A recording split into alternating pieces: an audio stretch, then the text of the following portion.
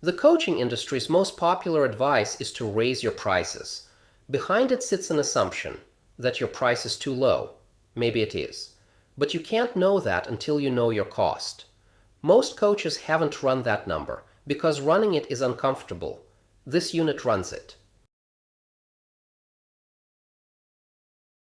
The most popular advice in the industry: raise your prices. Here's what's behind it. The assumption that your price is too low. Maybe it is. But you can't know that until you know your cost. And most coaches haven't run that number. They haven't run it because running it is uncomfortable. Let's run it. Real cost to serve a coaching engagement equals billable time plus unbilled time. Most coaches count only the first one. That produces a false picture of per engagement margin and explains why practices that look profitable on paper don't feel that way in practice.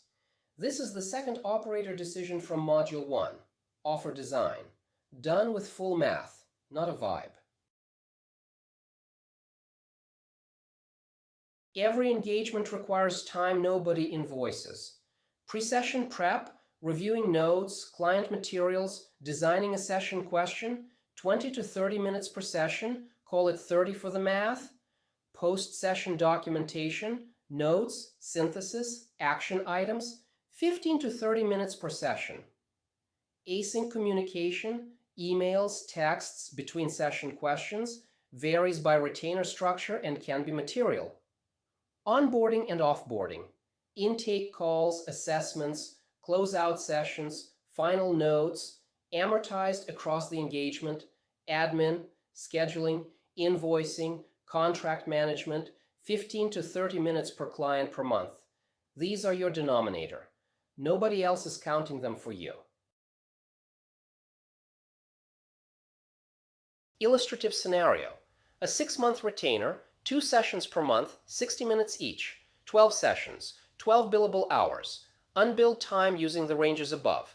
Illustrative: prep, 6 hours. Post-session notes, 3 hours. Async, 4 hours. Onboarding and offboarding, 3 hours amortized. Total unbilled, approximately 16 hours. Total hours to deliver the engagement, 12 plus 16 equals 28 hours. Run your own numbers. These are illustrative. Your model may differ. The discipline is doing the calculation, not inheriting someone else's result. Retainer priced at $4,000 for that engagement. Effective hourly rate: $4,000 divided by 28 hours, $143 per hour of actual work invested. Is that the rate you want to earn? Maybe. But now it's a real number, not a guess. Raise your prices means increasing the numerator. The operator's job is to first measure the denominator so the price floor is grounded in reality.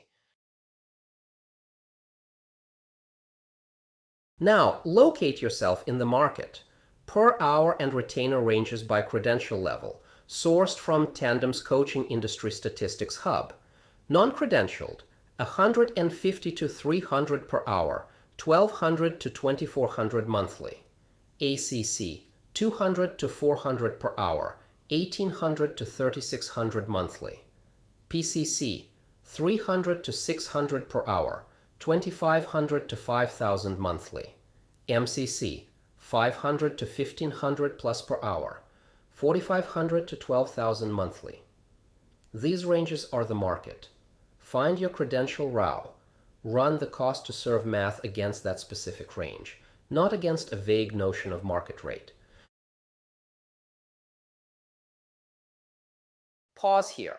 Take out paper or open a doc.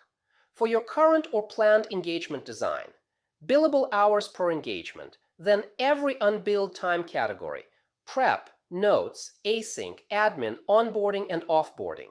Don't refine it yet. Just list the categories and your estimates. The pricing model spreadsheet in the lesson page has the structure. Run it before you watch 3.2.2.